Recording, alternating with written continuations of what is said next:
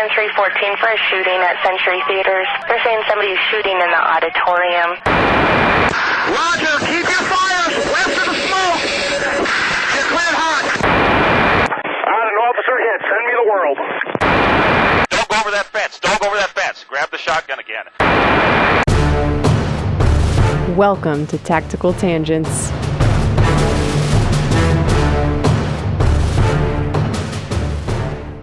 Welcome back to Tactical Tangents. This is Mike. This episode is brought to you by Devos Outdoor, your go-to source for lightweight, portable, and versatile lighting solutions built for the outdoors and beyond.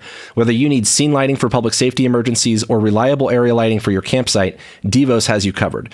Their LED lanterns offer variable outputs and color options with Bluetooth remote controls that provide a complete ecosystem of lighting in a compact and easy-to-deploy package. These lights are perfect for camping, hunting, search and rescue, crime scene processing, and nighttime operations. Devos optimizes your experience and alleviates your pain points with extra power banks, solar panels, and more. Devos Outdoor ensures that you have long-lasting portable lighting no matter where you are. Check out their lineup at Devos, D-E-V-O-S, outdoor.com or find them on Amazon. Again, that's Devos, D-E-V-O-S, outdoor.com. This episode was also brought to you by Lowa Boots. Start your day off on the right foot with footwear that was designed for those who stand relentlessly in the face of adversity. I wear Lowa every single day, for miles on canine searches and for hours on tactical operations in inclement weather. No matter what, Lowa keeps me moving. Whether you run, hike, hunt, or fight, on the streets or out in the woods, Lowa has the gear you need to help you conquer whatever challenges you face. Go check out their new line of trail running shoes at Lowa Boots, L-O-W-A boots.com, and get outside for some fresh air and daylight. Lowa, for those who know where they're going and won't stop until they get there. So most of the official leaders in the Air Force are pilots, which is funny because pilots are typically really good at interacting with airplanes and sometimes a little less interacting with humans. and we actually need formal training in how to interact with other humans. We call it crew resource management or cockpit resource management. And it is funny, for as much as we in the military take leadership really seriously and we in the Air Force take leadership really seriously, how few people have read the book How to Win Friends and Influence People, kind of a foundational book in the leadership world, by a guy named, I think it's Dale Carnegie. And if you see yourself as a leader, I would recommend that book. You should probably take a look at it. And kind of the whole idea is that you need to build rapport, like a relationship, before you tell people what to do, right? If you show up as the new manager and you're like, okay, change this, fix that. And they're like, wait a second, who are you? What do you want? Right? You're going to be seen as a threat. You're going to be seen as an annoyance. What you're not going to be seen as is a leader, right? And Dale Carnegie didn't invent that idea. In fact, it dates back way far back. It dates back to, tribal stuff, and, the biggest caveman was in charge. And if you didn't like what he had to say, that's fine. You could either go pound sand or pound his brains out and take charge as the lead caveman, right?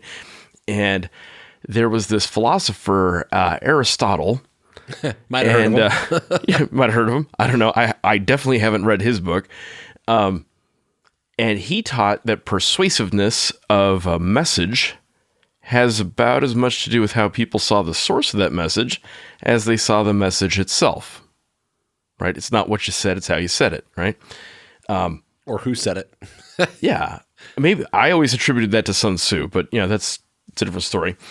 And specifically, the audience tends to lend more weight based on a speaker's intelligence, moral virtue, and goodwill toward the audience. Let's pause on those three things. Wait, so it's not how cool you are, where you sit in the fraternity, because I feel like those... like it might a little bit, yeah. Right? It gets you. It's not nothing, but those three things: intelligence, virtue, and goodwill. Right? Are you smart? Are you a good dude or good gal? And are you looking out for me? If those things are true, I'm probably going to put a little bit more weight into what you're saying. And if they're not true, I'll hear you, but I'm going to do my own thing. I think the "are you a good dude" thing goes a long way, and a good dude, good gal, it's all the same, right? Like, being just a good human is a big deal, but there's something also to be said about the proof is just in the pudding sometimes. And I feel like in a number of my interactions, when I think about a leader or someone who is trying to give me advice or deliver some sort of message in a persuasive way, there is something to be said about, do they give it in a way that actually sells? They have to kind of sell it, right? And when someone comes across as just a generally like humble person who works hard and is striving for excellence and those sorts of things, that makes it sell and land a little bit better for me when it comes to like their intelligence, right? And self-awareness and all those things play into it. But I think that to the extent that you're trying to assess, should I listen to this person as a leader, as a boss, as whatever, right? Like the proof is in the pudding at some point. And those things become apparent, I think, pretty quick, and they speak for themselves. You said something in there that stood out to me about it's a sales pitch. Yeah. And it is. All persuasion at the end of the day is kind of a sales pitch. Even unintentionally sometimes, right? Yeah. Like they don't have to be trying to sell it, but at the end of the day, like if they speak, as they speak, it's like they're trying to give you something.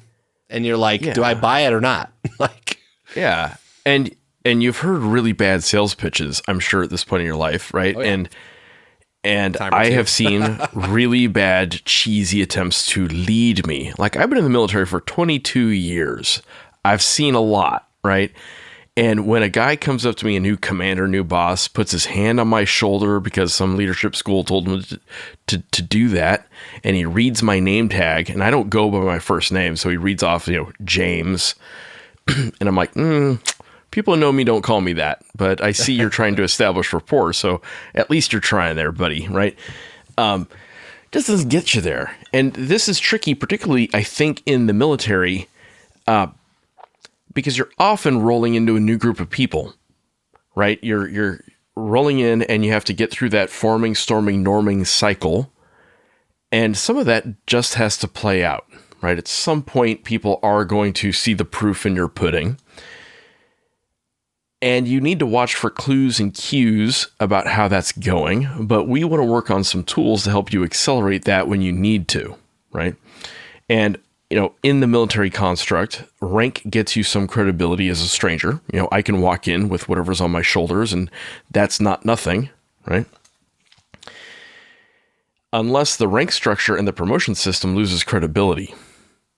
If the system is broken and people don't trust it, they're not going to trust you based on what's on your chest. Designing a system like that is really hard too. And I think about this a lot because in my assignments, for example, if I was to try to promote and to go be a supervisor, I would have to give up the cool stuff that I get to do. And I don't know that that's a flaw in the system, but it does set up a lot of people who promote because they have nothing better to do. And they get those ranks and those positions because, well, this is the next step forward for me. Whereas like in my spot where I work in these specialized units, I get to do all the fun, cool stuff, right? Like I get to, and if I promote, I have to leave all that to go back to patrol, which is, it has its own challenges as a supervisor, as a leader, right? But there's something to be said about how that system is. Our system, at least where I work, we don't get promoted in place where you work your way up in the kind of structure of that particular unit. You kind of have to go back to square one as a new cop again before you get back to the specialized units as a supervisor. So that can be kind of a challenge just in the unit or team or organizational design that you might see. But one of the other thoughts that I have about this is the difference between respect and responsibility. And that's, you could get people that find themselves in a position where they're in charge and they're the boss. They just happen to have the timing or the resources or the political clout, the right friends and the right, who knows, right? Honestly, I think timing is a big one. Half the time it's just about like being in the right spot. But the difference between respect and responsibility. It's one thing to be the bag holder, like you're calling the shots, right? You're the one that's going to ultimately make the decision. It's another thing to actually have the trust of your team and your people. And that works both directions, right? If it's from subordinate to superior, do I trust that my boss has my back and that my boss is looking out for my best interests and mission success and all of those things? But also the other direction. Do the bosses trust their people? Have they put the work in to make sure that their people are going to make good decisions that actualize their intent? And so I think that's one of the important parts in terms of group dynamics when it comes to this credibility stuff is the difference between respect and responsibility. Those are different things. And have you ever seen a team where the person with the authority is not the person with the information? Oh, yeah. Like, doesn't know what's going on. And then you have the guy or the gal who knows what's going on, but they don't have the authority to do anything. And they don't talk. And I don't know why they don't talk, but they never talk. I see that a lot, right? So there are different types of authority within a team, right? There's the rank and position, the legal authority aspect. Another is seniority or even age, right? And kind of the older guys we tend to like listen to. Another is social cred. We listen to the cool people. We listen to the pretty people. Kind of like I said earlier, the frat guy, the cool kids. There's also street cred. You know, that guy's been through it. He's seen a lot. He's done the things. Been there, done that. Got the T-shirt, right? There's also the competence cred. As in, they're just really good. And if you're really good, people tend to listen to you. And it's funny, if you prove that you are good at stuff, people will tend to listen to you. Competence has a magnetism to it. So yeah, obviously just be good, but I can't just tell you be good and call it a day. Yeah. We have to delve into what that really means. So again, think of credibility as a currency, right? You can earn it, you can bank it, you can spend it, and you can burn it like a drunken sailor. And I've had bosses that do that, right? And so I want you to be thoughtful about when you're doing which thing. And is the thing you're doing this week going to help build your account, or is it going to crush it? Also, you kind of need to read the room and assess your standing in credibility. Like what's your bank account looking like right now? Don't ask. And don't. Okay, Jim. First of all, mind your business. Yeah, judgy. You know. And it's not a good scene when you think you're a high credibility person, but you're really not. Right? You think people listen to you, but then you leave the room and they're like, "Oh yeah, that guy. Don't worry about what that guy has to say." Right? So, what are some clues you might look for? Because sometimes it can be a little opaque. Yeah, I think there's a lot to be said about making predictions. And when it comes to credibility and earning that with a team, earning it, banking it, right? Like you spin that a little bit when you make a prediction and they don't pan out.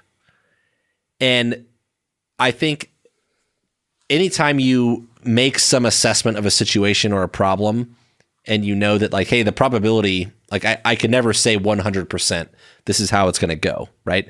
But one of the clues that I look for in that kind of thing is how they articulate it. And this happens for me a lot in the canine world because I'm working with a dog, right? He's an animal. He has a little pea brain that he gets to make his own decisions with.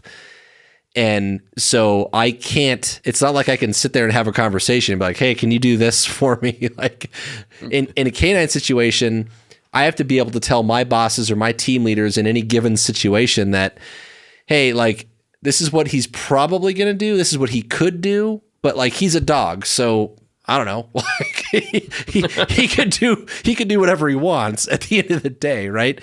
So I think when it comes to situations where it depends, it says a lot about someone, how they describe that. And just like you talk to any attorney or most cops or probably most doctors, like physicians, there's always those it depends situations. And the way that they describe that, I think, is a big clue in terms of how they earn credibility with me, instead of just throwing their hands up at it and being like, well, I don't know. Right? Like it's like, well, I depend on you to make an educated guess. So describe to me what the variables at play might mean here. I think that goes a really long way in earning credibility with me. Yeah, that's actually a great point about it's very common to say, well, it depends. And then people just kind of leave it at that. Like, no. That is not a credibility winning argument. You have to explain the nuance of what it depends on. One thing that I've seen a lot recently, we have a culture where we're trying to build credibility where we try to under-promise and over-deliver, right? So we don't want to promise the world and not be able to present that. And it has gotten us in the habit of constantly expectation managing.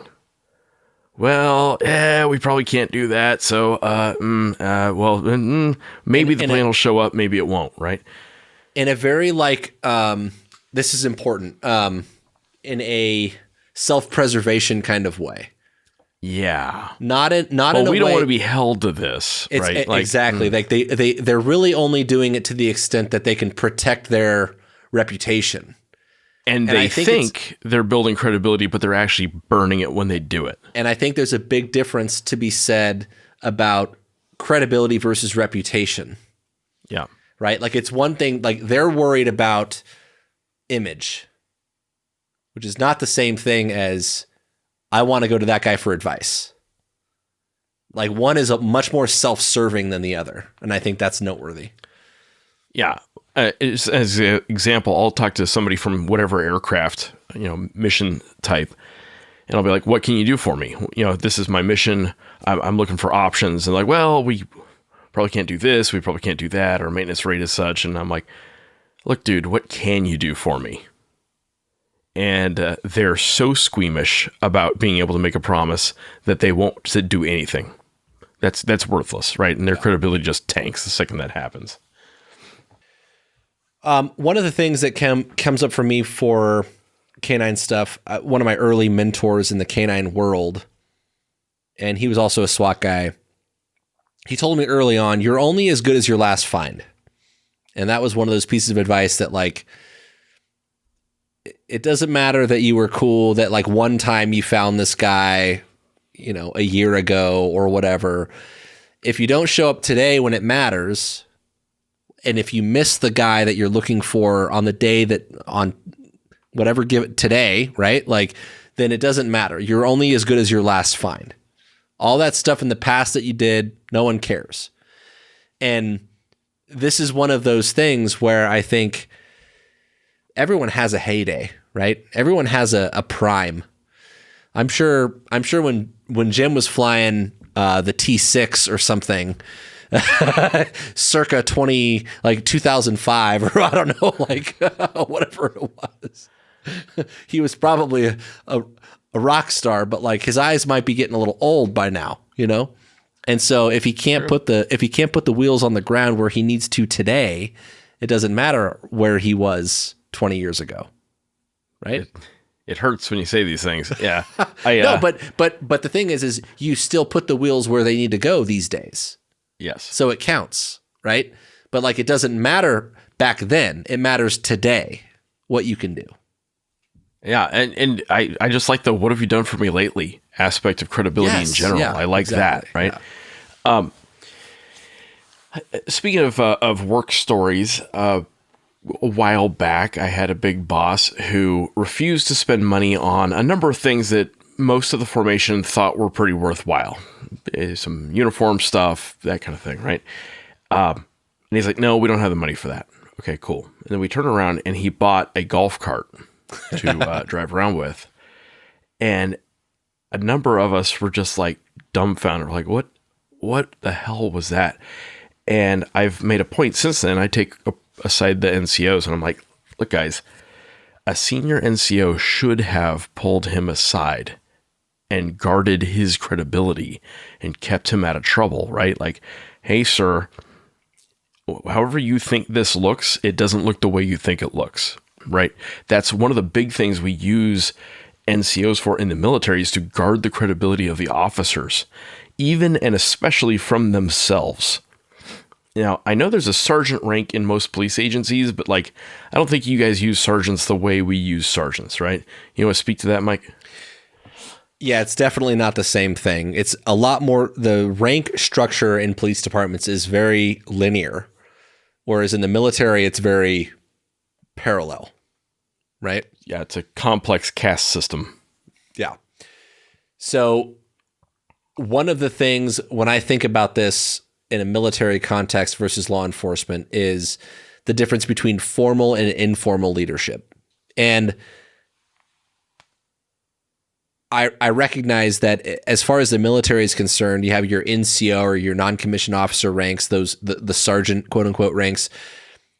Those are formal. They're not formal in the sense that I'm going to discuss, but they are also different than what the officers do in the military, right? Like there is a distinction. So as it relates to that, it's worth just pointing out that positional authority is one thing and influence is another, right? Like there are the things that the bosses or the quote unquote officers, maybe in a military context, need to track and document and manage and handle. And then there are things that they can leave to the NCOs, the non-commissioned officers, or the, in my world, what we would describe as like informal leaders to handle. And so like where I would describe this is like, does Jim need to cut paper on what like Airman so-and-so did? Or can he like let the sergeant have a chat with that guy and just deal with it? Right? And there's a lot that goes into that. But I think, at least in a law enforcement context, this is kind of a lost art in the Well, one thing on that, a lot of that, how I make decisions on that depends on the credibility that I assign to my NCO, right? Can my guy handle Airman Snuffy? And if I don't believe that my guy can handle Airman Snuffy, okay, well, I'm going to step in, right? Yeah. And so like, that's the thing is, the formal versus informal side of it. And again, in a military context, it's different because there is some formality to that. I acknowledge that, but it's just trying to also acknowledge that there is a difference between like formally disciplining somebody and having a conversation and some like informal counseling, mentoring, coaching moments. And it's kind of a lost art in the 2020s in law enforcement, especially, right? There's a lot of things that lead to that kind of, it's gone away. Staffing, the average tenure of most cops and all that sort of thing. The demand for accountability, like everything's on body camera. And so if something's on camera that doesn't get formally addressed, then suddenly we're sweeping things under the rug. And so it's changed quite a bit. It's kind of a lost art, but there's a whole lot that goes into that in terms of shaping the behavior of people. And I think if you look at it from the perspective of gaining public trust in law enforcement, credibility, big picture, you have to figure out how to get that right and kind of earn it, right? So when it comes to what the sergeant, quote unquote, handles, or the supervisors or the managers handle in law enforcement versus what we can like coach and mentor people in an informal context, I think that's an important distinction. And while we still have that in law enforcement, it's just not as regimented or as intentional as it is in the military. And I think there's a lot of value in the military's structure in that sense. And it's probably understated, honestly. I think it's something that we should dive into a lot more, just on the civilian side of things.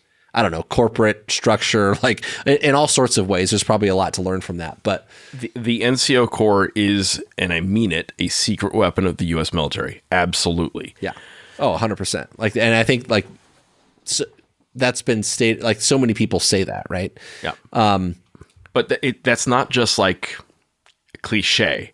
Like, it really is the thing that we have that, the Russian military doesn't and can't. Yeah. So it's one of the things that I think the military gets right, is that like parallel attack on leadership and management, particularly in the way that all that goes down. And notably, one of the things about that is the way that NCOs tend to lead up as well. So you've got this like non-commissioned officer corps, these informal or less formal leaders that have a lot of experience, and they can kind of coach their bosses and say like, hey, I've been around a long time. I might not be the guy that's in your position. You got to make the call, but this is what I would advise. And we've got examples of that. Like there's middle managers who have leaned on the lowly people like me in times of need. But that's not necessarily normal. And I think there's something to be said about just what good leadership looks like in having that approach to solving problems and all that. So I asked another cop buddy about police sergeants, like what is their role? And he told me, a lot like what Mike said, but the role is to explain administration decisions and policies and defend them against over-enthusiastic young officers. And of course, the reverse is just as true, to provide top cover for their troops who are perhaps testing boundaries in good faith. And most of that doesn't occur in the briefing. Again, the informal stuff. It occurs in quiet shift meetings at some semi-remote location or in the lieutenant's office during an offhand moment, right?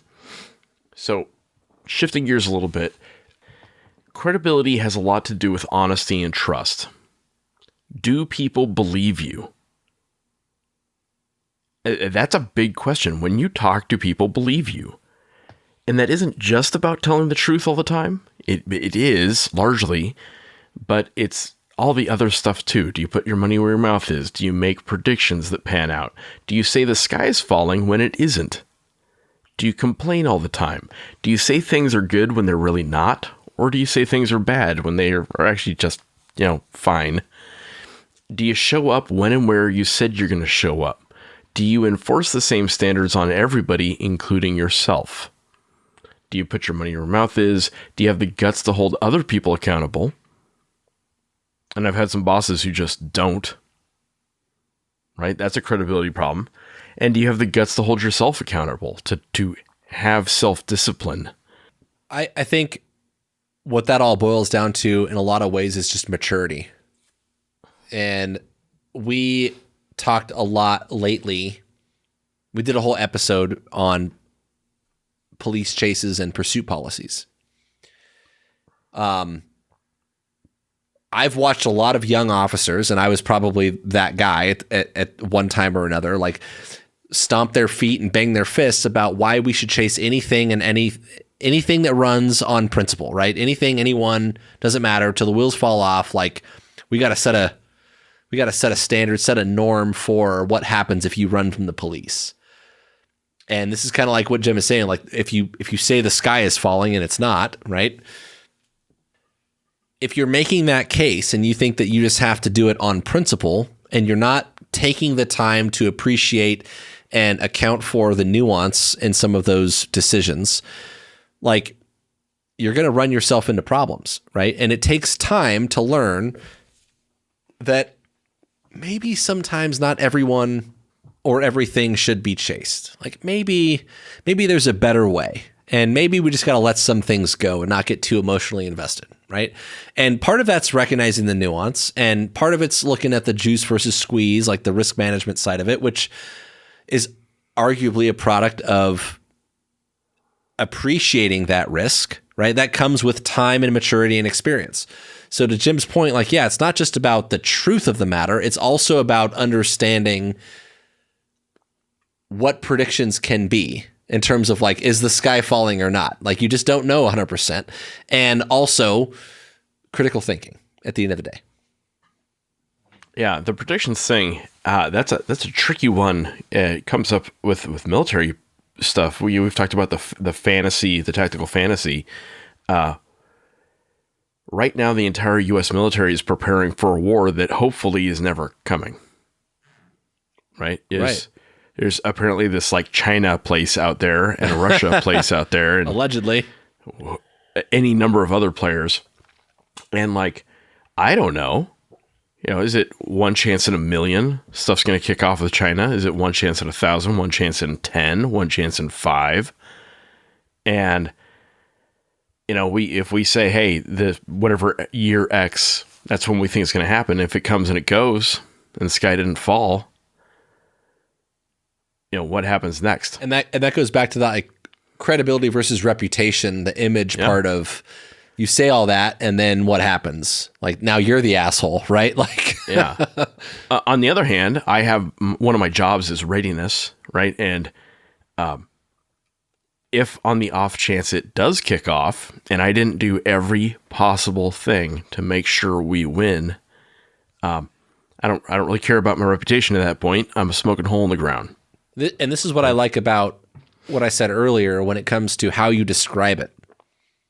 Like how you explain that, the it depends scenario of like, those are the clues to look for credibility in person. And if you're talking to some expert in the world about the sky falling scenario and they're able to describe it like, well,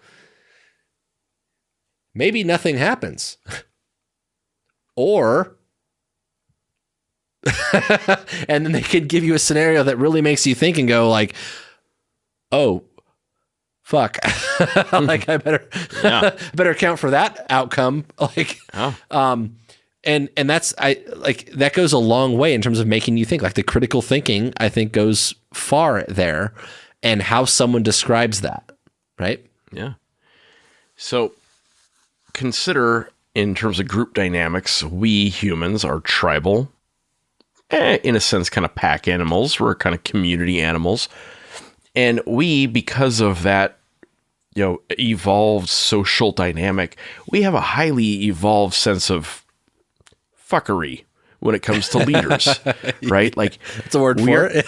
Yeah, we're kind of spring-loaded to detect it. And it's funny where the blind spots are. Sometimes we're really, really good at it, and sometimes, and it's someone we like or someone who looks like us, we're really bad at detecting it. But generally speaking, we can smell bullshit, favoritism, hypocrisy, and self-enriching behavior from like 5 miles away. Oh yeah. And honestly, it's maybe a little too sensitive, right? Like if you're looking for it, you're going to find it. So as a leader, know that people are looking for it. So you have to keep your actions so far above reproach that to accuse you of something would be laughable. That is a level of self-discipline and self-accountability that is not natural for a lot of people. But that's what you have to do if you really do want to lead. Thinking about the self-enriching behavior is one of my favorite. Like when we talk about someone who doesn't want to make a prediction because they're worried about their reputation, and then they like withhold possibilities that are scary because they don't want to be the guy that cried wolf, right? Like they're scared about, well, what are they going to think if I say that? And there's a whole lot that gets wrapped into just worrying about me. Like, I just want to be about me and mine. One of my favorite qualities in any human is authenticity.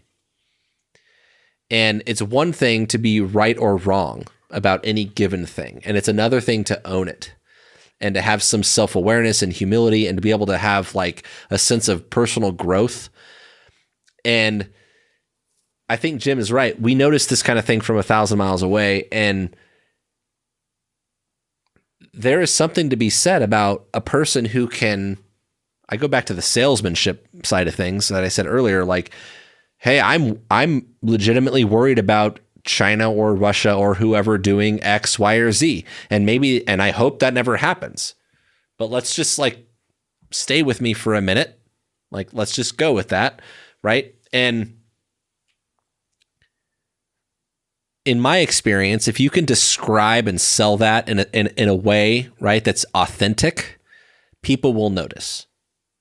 And authenticity goes a long way.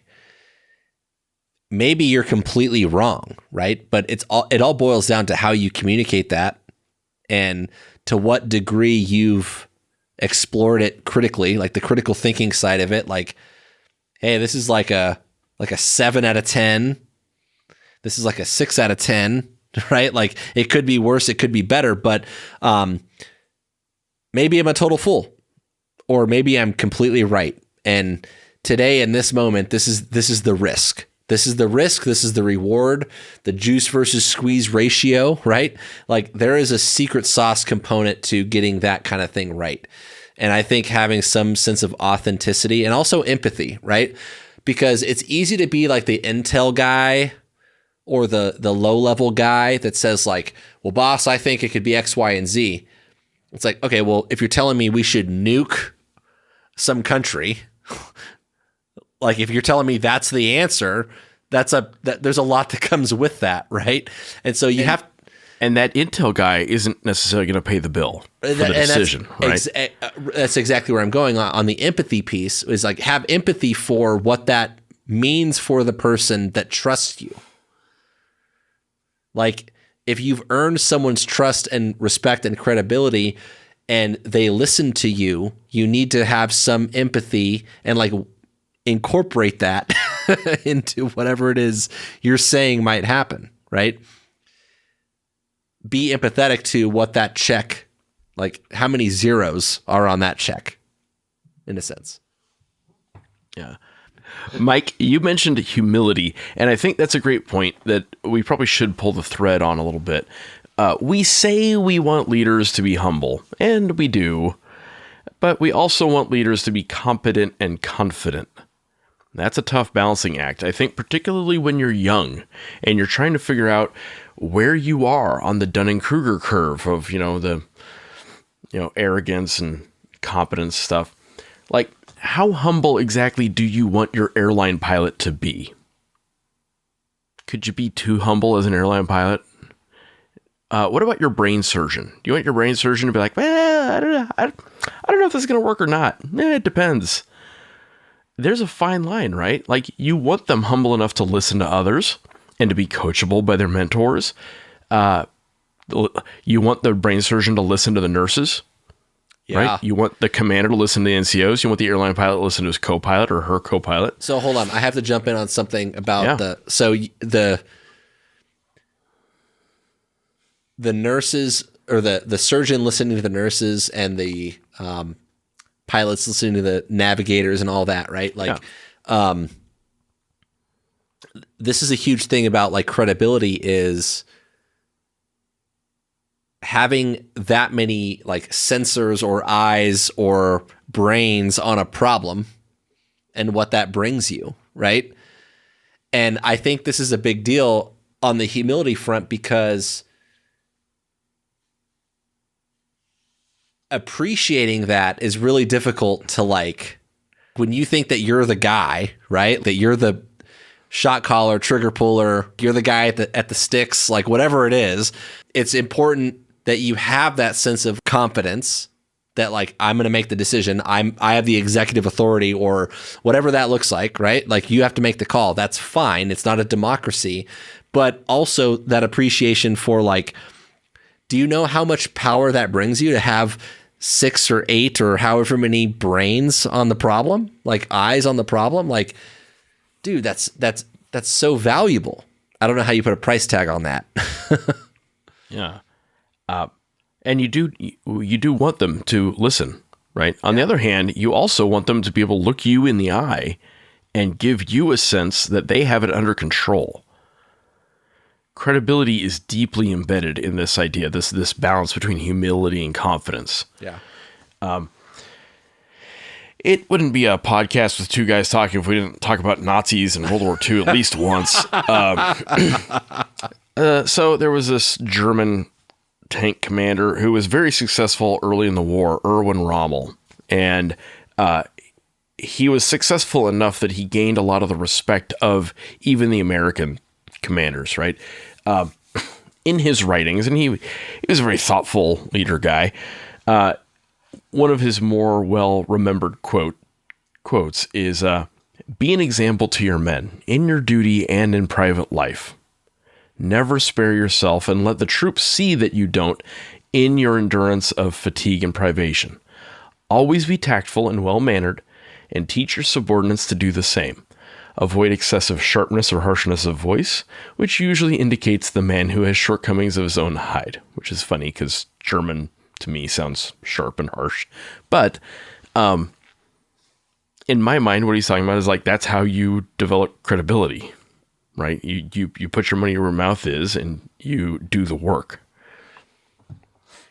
Yeah, I think about a quote from a book called The Gates of Fire by Stephen Pressfield. It's a novel about the Battle of Thermopylae. If you've seen the Spartan 300 battle, that fits well in with this. And I think it speaks to earning credibility with your people. There's a passage in that book.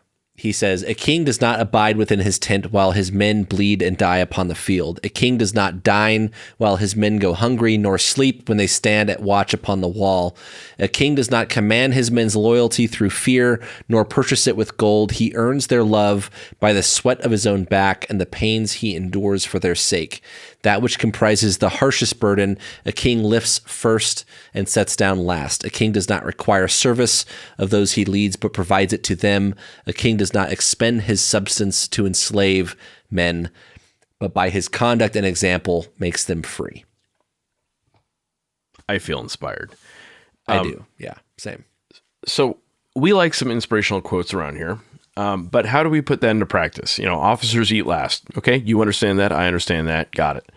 But how else could that manifest? Like, if you're one of the leaders, you take your PT test first. You show them how it's done. Okay. You take a midnight shift, even when you're not scheduled.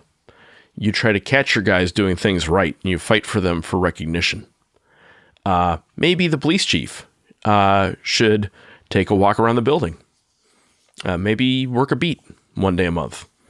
Show up, walk around, see what's going on. That gives you opportunities to listen to your people and do the work. Whatever the work is, do the work and be seen doing the work. One of my favorite leaders out there is Mike Rowe, the dirty jobs guy. He always talks about, I'm going to do the work and not cheat. And he's a fundamentally credible guy because of that, I think. I've seen this a lot of times because one of the things that I've observed in my career working on a SWAT team is that it's kind of a leadership factory. And a number of people who I have worked with have gone on to promote to high levels. And those guys who have been on the team and later promote tend to be the ones that I know at the end of the day that, like, if I get some weird stuff, like, they'll understand. They've had to make the decisions that I've had to make. And I know a lot of commanders who have never been in those positions. And they've had to essentially judge the decisions of people without a real appreciation for how things can get weird. And I can't tell you how much peace it has given me throughout my career when I find myself in a situation that's kind of this is a tough one, right? And it's like, yeah, but I got this guy overhead here and he gets it. He understands. And he'll understand where I'm coming from on that, right? Not because he's my friend or my bro or some sort of like personal connection. I don't mean like that. I mean in a sense of like he's been there and done that. And if anyone can appreciate being in that situation, I know that he can. I like that. And I like that because you believe in your leaders, you can take the risks. Right? You can wade through those really tricky situations knowing that, right? The whole military, in fact, works on belief. I don't know if that's a secret or not, but it's real, right? It is a leap of faith to believe in your mission, in your commander, your team, your equipment, yourself. And without that belief, it falls apart. both individually and as a group. Like, it really falls apart. There are some examples throughout history of that happening where there's a breakdown in good order and discipline. And after that, it is a free-for-all, and it is nasty, and you're going to get routed. Soldiers take risks because they believe their commanders aren't out to screw them over. Because they believe their gun is going to work. Which is awkward right now with the pistol drama. They believe their parachute is going to work, that their ejection seat is going to work. Fighter pilots take risks because they believe that if they get shot down, someone is going to rescue them or die trying. Soldiers follow orders because they believe they will be held accountable by both their peers and by the service. And consider what those orders might be. D-Day, go storm that beach, go storm that machine gun nest, go take that hill. Every Marine leader I have spoken with, every smart Marine leader I have spoken with, bluntly tells me that the Marine Corps is a cult. And I don't say that pejoratively, and neither do they, and it isn't a joke. It is part of the brand of the Marine Corps on purpose, right? But faith is only as real as we make it. This is such a big deal, and it looks a little bit different in my line of work, but the principle still fits. The belief, the faith, right? All of that is still a big part of like the ethos of what people like us collectively do. A lot of what we do has to do with the fundamental belief and virtue that we are doing the right things for the right reasons, and that there is a difference between good and evil, and that we are there to protect people who cannot protect themselves. And we go out and we hunt and prey on the predators in our communities, and we risk a lot for those virtues. Even if we don't always get things right, and even if sometimes those can get a little bit, misguided or, maybe over virtuous in a sense, inflated, I guess. But it's because we believe in those things. And I think back to a friend of mine that I work closely with, who I scolded once because she ran into a burning apartment building. And it was because someone told her there was a baby inside. And I had to personally escort her ass to the hospital to get, a scope down her nose into her trachea to make sure that, because she had like a smoke inhalation injury after the fact. It was stupid. And if she had gone inside much further, like, it would be unsurvivable, right? She would not have been successful, and she would have killed herself in the process. But I cannot dismiss for 1 second and or discredit where her heart was in that moment. Like, I'm proud to work with people like that. And it's because they believe in doing the right things and in doing good things. Like, that belief goes a long way. Yeah, and consider the credibility that she now personally has with you, having seen that, having looked at her eyes on the way out of that building, right? Like, and that's the thing is, like, she could fuck up, but I know she means well. And importantly, she didn't do that to go earn street cred, right? And the things people do to go earn street cred is that doesn't do it for you, right? So in the context of law enforcement, consider where the leadership dynamics are, right? You have to lead within your agency. You have to lead within your division, your team, your shift, your whatever else, your squad. You also have to lead whatever fine citizen you're in contact with, right? And you have to lead them to cooperate. Those are two very different credibility dynamics. People do cooperate with the police in general because of the belief in the institution of policing. People will also cooperate with you as a cop, not just because you're a cop, but because of the rapport you establish with them, right? When you walk up and introduce yourself and I'm a human, you're a human, let's get each other through this, right? Picture, though, like a bad dude sizing you up. He's trying to decide, do I run right now? Do I fight this guy? Can I take this cop's gun? Your credibility means something different in that context than, say, trying to talk a domestic violence victim into going to court the next morning for a restraining order. Both matter. Bad dude has to believe. You got to make him believe. You got to sell that going for your gun is the stupidest possible thing he could do. Right? And then 15 minutes later, maybe 15 seconds later, you need to talk to that domestic violence victim and have the credibility and the rapport to convince her or him that going to the court the next morning is a good idea.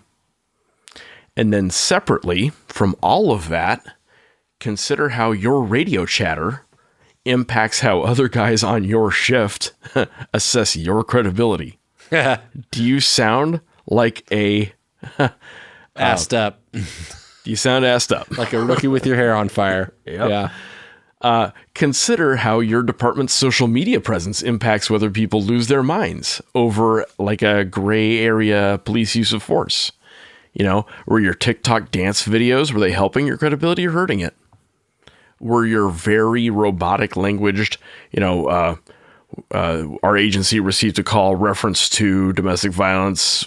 We shot the guy, or no, the guy was shot by police officers on the scene because we got to use passive voice. Does that help your credibility or hurt your credibility, right? And consider your agency may need to cash in on years of rapport building when that YouTube video comes out of you shooting a dog. And they got to own it. Yep. So you bank it, and you got to be like, hey, yep, we did that. And it sucked, and we're going to hold ourselves and each other accountable for that, right? And you got to mean it. Because you got to build that credibility for the next one. So regarding institutional or organizational credibility, and we've talked about this, you have a reputation. And, there's different context for that word, but like you have just how people regard you personally. Your team has a reputation or a brand, might be a better way of putting it, a brand. The SWAT team in your agency has a reputation. And that might vary agency to agency. Some people may be like, oh, the SWAT guys are a bunch of dicks, right? So give some thought to what that reputation is supposed to be. And then what that actually is, right? Like, what's the Air Force's institutional reputation? What's its brand? Well, I'll tell you what, here's a little secret. I don't care if the Army guys think I'm in the chair force. I don't care. And I don't care that they think I spend more time golfing than flying. Should have done better on the ASVAB, buddy. Like, come on over, right? We're hiring. Yeah. But not you. I care that the Army guys believe my plane will show up when and where I said it would. Do they care about how sharp my creases are? I don't know, maybe a little if I look like a bag of ass. There's that guy. There's that guy who does. They might judge that guy, right? And there will be that guy on their side who does notice. That's what I mean. There's that guy who definitely cares. Yeah, that I need to police my mustache or whatever. Okay, cool. But I'll tell you what, there's stuff they care about a lot more. They care about, for example, did my plane show up when I told them it would show up? Or did we call them and like, hey, we're at a crew day. We need to go get our manicures and get our tea times. That will affect how they see us. So regarding military stuff, one recurring theme of the military is like the visible trappings of credibility. And the military actually intentionally, by design, goes out of its way to help us with the visible trappings of credibility. A Ranger tab in the Army means something. A Navy SEAL trident, the big Budweiser logo, means something. universally. It's like the racking of a shotgun, right? It just everybody understands what that means. It's a great analogy, actually. Yeah. A weapons school patch, a Top Gun type patch, right? In the Air Force or in the Navy, that means something. But it only means something because of the reputation that community developed over time. A Green Beret means something because of what the Green Berets, the Special Forces guys, have made it mean. And also the movies. And consider that to some people, they don't mean good things. They mean bad things. It's only as good as the last find. Yeah, and if you have a patch or a tab like that, the burden is on you to uphold the credibility of not just yourself, but that whole community. Well, it's also part of the community, right? One of the things about the team is that no individual comes above the team. Our reputation as a team will come first. And if you don't fit that mold, you're gone.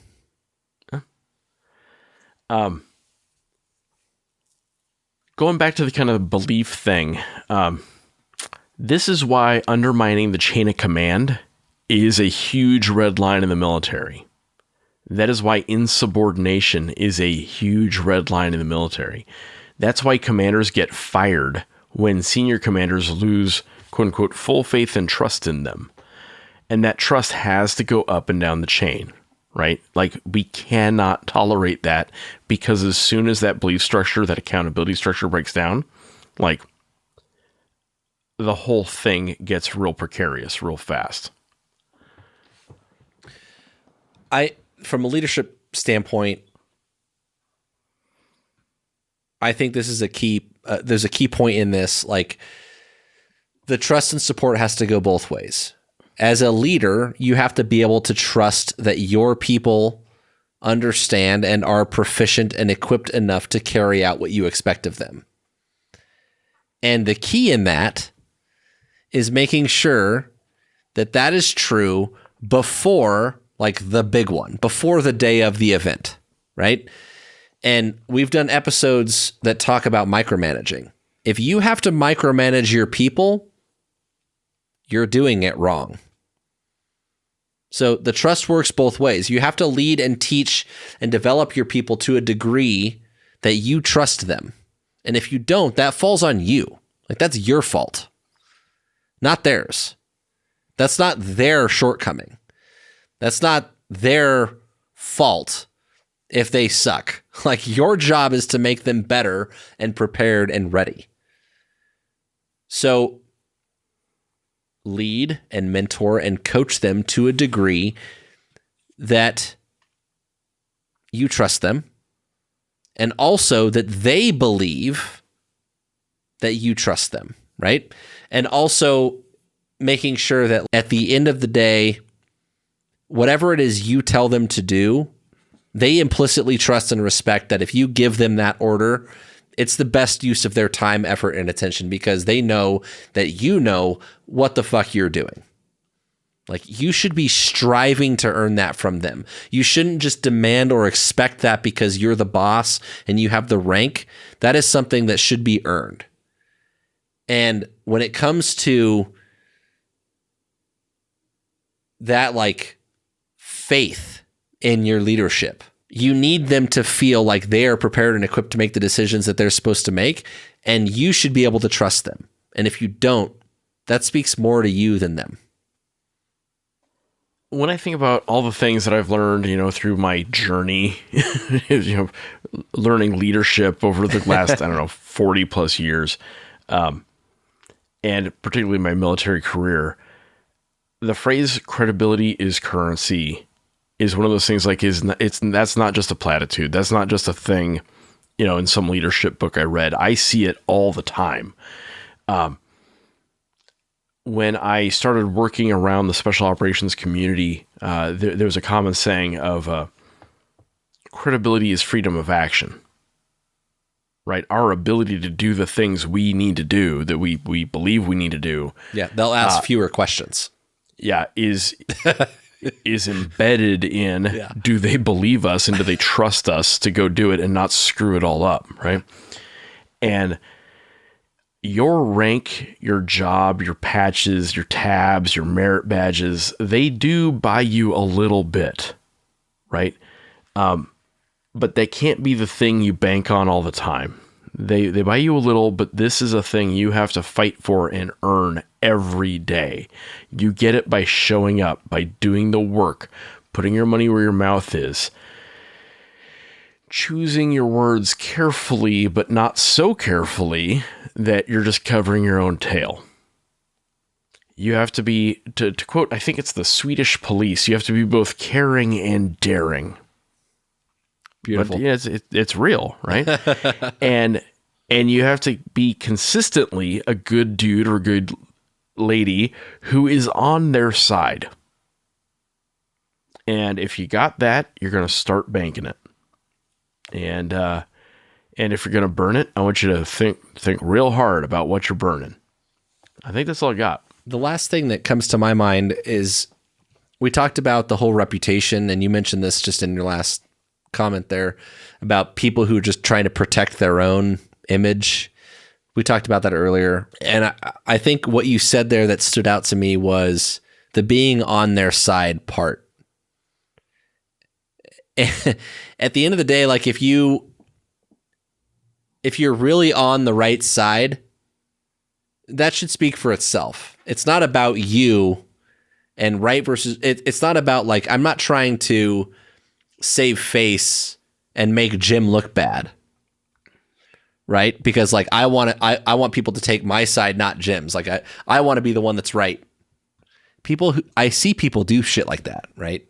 There's a lot of careerists out there who will do things for their own self-image at the expense of others.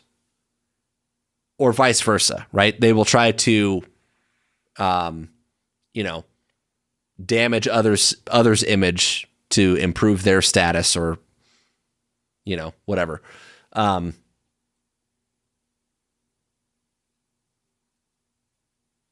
Being able to show or express or earn credibility in the sense of like we're on the same team, like that our values are aligned and that our actions and our values are in sync, I think goes a long way. The proof is in the pudding. That will show up. That will show up and you'll see it when you'll recognize it when you see it. That's all I got. Be safe out there. Be smart out there. We'll see you around. All right, guys, that's all we got for tonight. This episode is brought to you by 09 Holsters. We talk a lot about people, ideas, and hardware on this show, so when we invest in equipment, we always think in terms of experience first. 09 is helping you figure out how to carry the gear you need to be effective. They are built by cops, for cops, with a minimalist design and bomb-proof durability. Radio cases, flashlights, body cameras, even canine remotes, you name it, 09 has been filling a void in tactical duty holsters for more than a decade.